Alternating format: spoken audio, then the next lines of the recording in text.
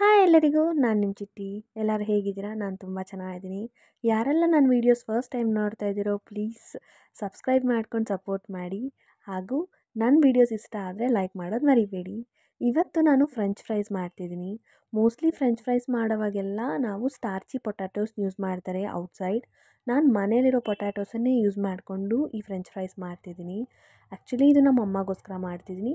ನಮ್ಮಮ್ಮ ಹೆಚ್ಚಿಗಾಗಿ ಆಚೆ ಬರಲ್ಲ. ಸೊ ಅವ್ರಿಗಾಗಿ ಏನಾನ ಸ್ಪೆಷಲಾಗಿ ಮಾಡೋದಕ್ಕೆ ನಂಗೆ ತುಂಬ ಇಷ್ಟ.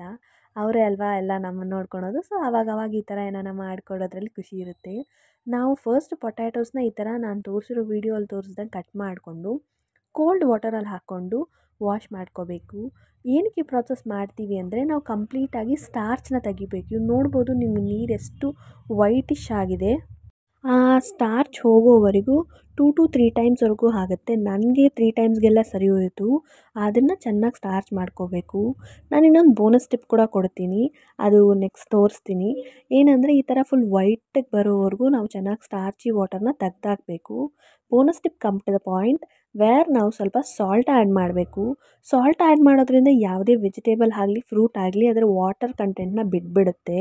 ಸೊ ವಾಟರ್ ಕಂಟೆಂಟ್ ಬಿಡೋವಾಗ ಇನ್ನೇನಾದರೂ ಸ್ವಲ್ಪ ಸ್ಟಾರ್ಚ್ ಕಂಟೆಂಟ್ ಉಳಿದಿದ್ರೆ ಅದು ಕೂಡ ಬಿಡುತ್ತೆ.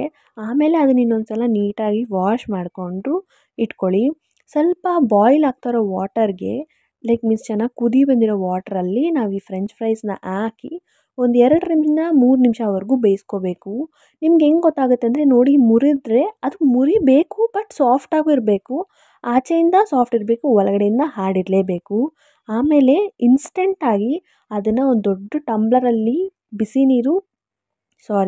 ಬಿಸಿಯಾಗಿರೋ ಫ್ರೆಂಚ್ ಫ್ರೈಸ್ನ ಟಂಬ್ಲರಲ್ಲಿ ಐಸ್ ಕ್ಯೂಬ್ ಹಾಗೂ ವಾಟರ್ ಆ್ಯಡ್ ಮಾಡಿಕೊಂಡು ಅದನ್ನು ಆ ಬಿಸಿನ ತೆಗ್ದಾಕಬೇಕು. ಈ ಪ್ರಾಸೆಸ್ ಯಾಕೆ ಮಾಡ್ತೀವಿ ಅಂದರೆ ಫ್ರೆಂಚ್ ಫ್ರೈಸು ಬಿಸಿ ಇದ್ದರೆ ಹಂಗೆ ಬಿಟ್ಟರೆ ಅದು ನೀಟಾಗಿ ಬೆಂದೋಗುತ್ತೆ. ನಮಗೆ 30 to 40% ಅಷ್ಟೇ ಬೆಂದಿರಬೇಕು. ಯಾಕೆ ಈ ಪ್ರಾಸೆಸ್ ಮಾಡ್ತೀವಿ ಅಂದರೆ ಇರೋ ಸ್ಟಾರ್ಚ್ ತೆಗ್ದಾಕೋಕ್ಕೆ ಹಾಗೂ ಸ್ಟೋರ್ ಮಾಡಿಟ್ಕೊಳಕ್ಕೆ. ಆ ಥರ ಆದಮೇಲೆ ಇದನ್ನು ಒಂದು ವೈಟ್ ಕ್ಲಾತ್ ಮೇಲೆ ಹಾಕಿ ನೀಟಾಗಿ ವಾಟರ್ನೆಲ್ಲ ಡ್ರೈ ಮಾಡ್ಕೊಳ್ಳಿ. ವಾಟರೆಲ್ಲ ನೀಟಾಗಿ ತೆಗೆದುಬೇಕು, ತೇವಾಂಶ ಇರಬಾರ್ದು, ನೆನ್ಪಿಟ್ಕೊಳ್ಳಿ. ಹಾಗೂ ಈ ಥರ ಡ್ರೈ ಮಾಡಿ ಇಟ್ಕೊಂಡ್ಮೇಲೆ ನಾನು ಇವತ್ತೇ ಮಾಡೋದ್ರಿಂದ ನಾನು ಬಟ್ಲಿಗೆ ತಗೊತಾ ಇದ್ದೀನಿ. ನೀವು ಫ್ರೆಂಚ್ ಫ್ರೈಸ್ನ ಸ್ಟೋರ್ ಮಾಡಿ ಇಟ್ಕೋಬೇಕು ಅಂದರೆ ಒಂದು ಪ್ಲಾಸ್ಟಿಕ್ ಬಾಕ್ಸಲ್ಲಿ ಏರ್ ಟೈಟ್ ಕಂಟೈನರಲ್ಲಿ ಹಾಕಿ ಸ್ಟೋರ್ ಮಾಡ್ಕೋಬೇಕು. ಆರೆಲ್ಸ್ ನೀವು ಒಂದು ಪ್ಲಾಸ್ಟಿಕ್ ಕವರಲ್ಲಿ ಹಾಕಾದರೂ ಸ್ಟೋರ್ ಮಾಡ್ಬೋದು.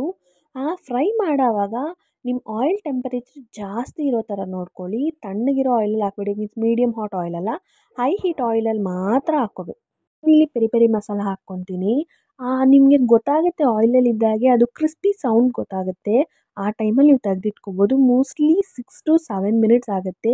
ಮೀಡಿಯಮ್ ಫ್ಲೇಮ್, ಒನ್ಸ್ ನೀವು ಅದನ್ನು ಹಾಕಿದ್ಮೇಲೆ ಮೀಡಿಯಮ್ ಫ್ಲೇಮಿಗೆ ಟರ್ನ್ ಆನ್ ಮಾಡಿಬಿಡಿ. ಹಾಕೋವರೆಗೂ ಹೈ ಫ್ಲೇಮಲ್ಲಿರಲಿ.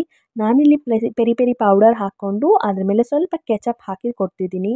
ನಿಜ ಒಂದ್ಸಲ ಮಾಡ್ಕೊಂಡು ನೋಡಿ, ನೀವು ಯಾವತ್ತಿಗೂ ಆಚೆ ತಿನ್ನಬೇಕು ಅಂತ ಅಂದ್ಕೊಳೋದೇ ಇಲ್ಲ. ಬೆಸ್ಟ್ ರಿಸಲ್ಟ್ಸ್ ಬರುತ್ತೆ. ಸ್ಟಾರ್ಚಿ ಪೊಟ್ಯಾಟೋಸ್ ಸಿಕ್ಕಿದ್ರೆ ಅದನ್ನೇ ಯೂಸ್ ಮಾಡಿ, ಆರೆಲ್ಸ್ ನಾನು ತೋರಿಸಿರೋ ಪ್ರಾಸೆಸಲ್ಲಿ ಮಾಡಿ. ಅಲ್ಟಿಮೇಟ್ ಫ್ರೆಂಚ್ ಫ್ರೈಸ್ ಬರುತ್ತೆ. ಈ ವಿಡಿಯೋಗೆ ಇಷ್ಟ ಆದರೆ ಲೈಕ್ ಮಾಡಿ, ಸಬ್ಸ್ಕ್ರೈಬ್